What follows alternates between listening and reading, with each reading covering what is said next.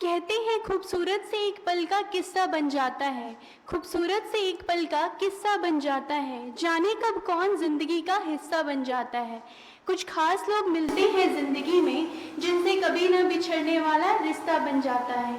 आदर अभिनंदन आभार नमस्कार आदाब सत श्री अकाल। Hello and a very good evening ladies and gentlemen, a very warm welcome to the absolutely wonderful, beautiful and auspicious day that brings together so many special peoples like you. I am Akriti Sharma and today I have the pleasure of being hostess of the stage. आप सभी महानुभाव एवं उपस्थित मुख्य अतिथिगण का web dev IT solution और team की तरफ से हार्दिक अभिनंदन। हम अपने मुख्य अतिथि श्री विजय प्रकाश जी, श्री इफ्तिकार अहमद जी, श्री भरत गुप्ता जी, सैयद मोहम्मद उमर, शकील अहमद हाशमी, सैयद अफजल अब्बास का तहे दिल से शुक्रगुजार हैं कि उन्होंने अपने बहुमूल्य समय हमें दिया। हम यहाँ वेब डेव आईटी सॉल्यूशन की तरफ से आयोजित वेबदूत कार्यक्रम का प्रचार प्रसार करने के लिए एकत्रित हुए हैं। आप सभी को यह बताते हुए काफ़ी हर्ष महसूस हो रहा है कि हम अपने बिहार की company web dev IT solution हमारे परम आदरणीय भाई श्री शहनवाज आलम जी की अथक प्रयास और कठिन परिश्रम का परिणाम है। इस कार्यक्रम के माध्यम से web dev IT solution student, startup, entrepreneur, MSME को तमाम तरह की सुविधाएं और मेंटरशिप के लिए प्रतिबद्ध है। यह एक प्रयास है जिससे स्टार्टअप, एंटरप्रेन्योर और एमएसएमई को हर संभव मार्गदर्शन एवं सहयोग मिले और ये सभी सफलता की तमाम उपलब्धियों को प्राप्त कर सके।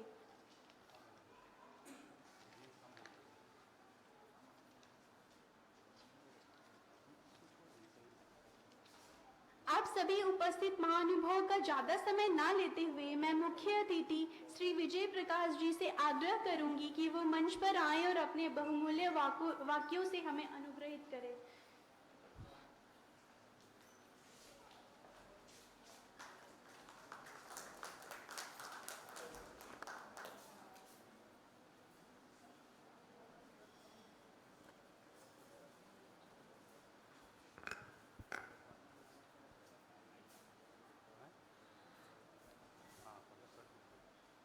आदरणीय मंचस्थ अतिथिगण तथा सभागार में उपस्थित स्टार्टअप और उद्यमी बंधु, मुझे आज बेहद खुशी है कि वेब डेव आईटी सॉल्यूशंस की ओर से यह एक जागरूकता और प्रचार का कार्यक्रम आयोजित किया गया है। जब मैं इनके प्रतिनिधि से मेरी बातें हो रही थी तो इन्होंने मुझे बताया कि एक वे स्टार्टअप को वेब बेस्ड जो सपोर्ट है, वेब बेस्ड जो समस्याएं होती हैं एक स्टार्टअप को, उसके सपोर्ट के लिए एक प्लेटफॉर्म विकसित कर रहे हैं जिससे वो सपोर्ट कर पाएं, जिस तरह की समस्याएं होती हैं उसको सपोर्ट कर पाएं। और ये बहुत अच्छी पहल है, लेकिन इस पहल को समझने के लिए मैं समझता हूं थोड़ा सा आपको और बताना चाहूँगा। जैसे भी स्टार्टअप आए हुए हैं और एंटरप्रेन्योर भी इसमें कई होंगे। मैं अभी बिहार विद्यापीठ की ओर से, बिहार विद्यापीठ में हूं, उसके बारे में थोड़ा सा बता दूं जिससे आपको यह समझ में आएगा। बिहार विद्यापीठ की स्थापना 1921 ईस्वी में गांधी जी की प्रेरणा से की गई थी। उस समय डॉक्टर राजेंद्र प्रसाद ने एक यहाँ पर बिहार में एक नेशनल कॉलेज एस्टैब्लिश किया था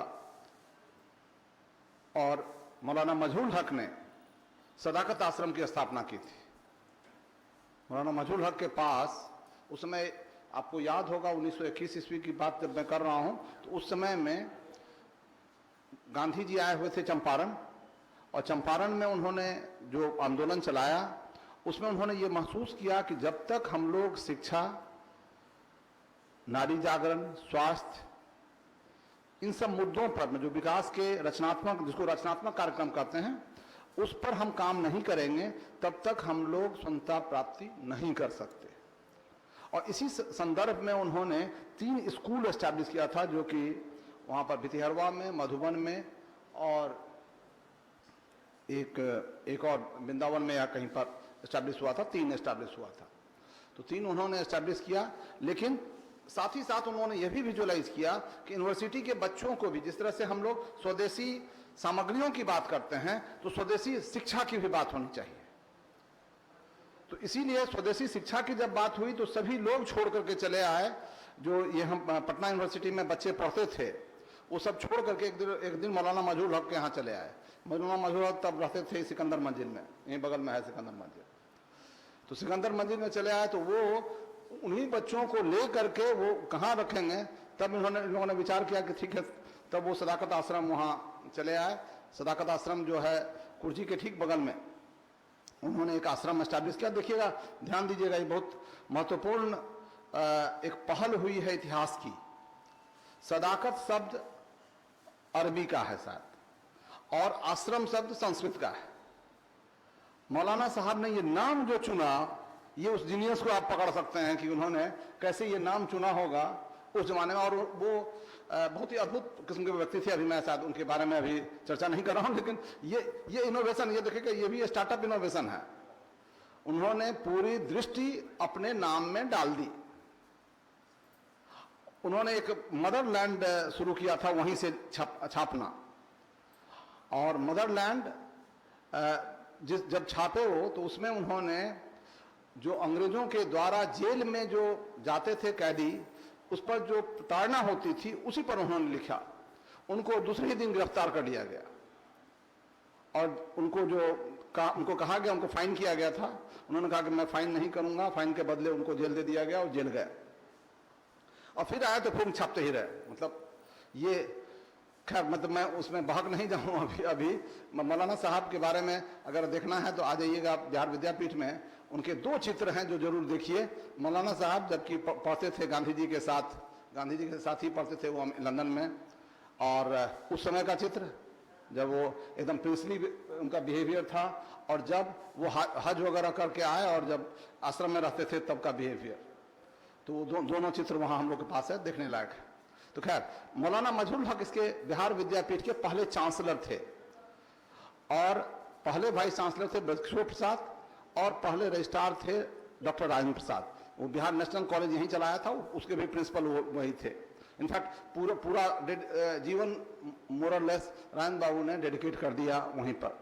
मौलाना साहब तो फिर कुछ दिनों के बाद चले गए अपने गांव, लेकिन जहां उनका बाद में इंतकाल हो गया। लेकिन राजेंद्र बाबू रहे यहीं पर, और यूनिवर्सिटी बनाई उन्होंने, जिसमें जयप्रकाश नारायण भी पढ़े। उस जगह से, ये बिहारी वासियों को नहीं मालूम है, मैं बता दूं, 2 भारत रत्न वहां से निकले हैं, और एकमात्र भारत रत्न जो कि यहाँ बिहार से हुआ। वैसे और लोगों को भी मिला है, लेकिन सब बाहर जाकर के उन्होंने सर्विस किया तब मिला।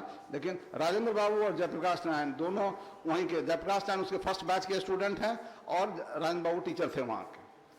लेकिन मैं जो आज बात करना चाह रहा हूं, उस समय में ये गांधी आश्रम में हम लोग आज गांधी संग्रहालय में आप ये कर रहे हैं आयोजन। गांधी जी ने बिहार विद्यापीठ की स्थापना इसीलिए की थी कि हम वहां से ऐसे बच्चे पैदा कर सकें जो उद्यमी हों, जो अपने हाथ से काम कर सकें, जो नौकरियों के पीछे न जाएं। और यही उनका उद्देश्य भी था उस समय में। वैसे एक और बड़ा उद्देश्य था उनका कि हम लोग ऐसे लोग पैदा कर सकें जो स्वतंत्रता सेनानी हो सकें।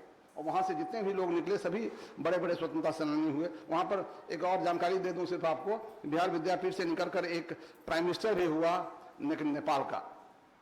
नेपाल के जो कोइराला साहब थे वो वहीं पढ़े हैं। तो ये वो जो सपना था गांधी जी का कि हम ऐसा विद्यालय बनाएं जहां पर हम लोग सभी को अपने हाथ से काम करना सिखाएं। इसी के आधार पर बाद में बेसिक स्कूल भी बना। एक बेसिक स्कूल वहां भी चलता था, जो कि अभी सरकार उसका बिल्डिंग गिर गया था तो बाहर ले गए थे लोग। तो आज फिर से हम लोग इस प्रक्रिया को रिवाइव करने का प्रयास कर रहे हैं और ऐसा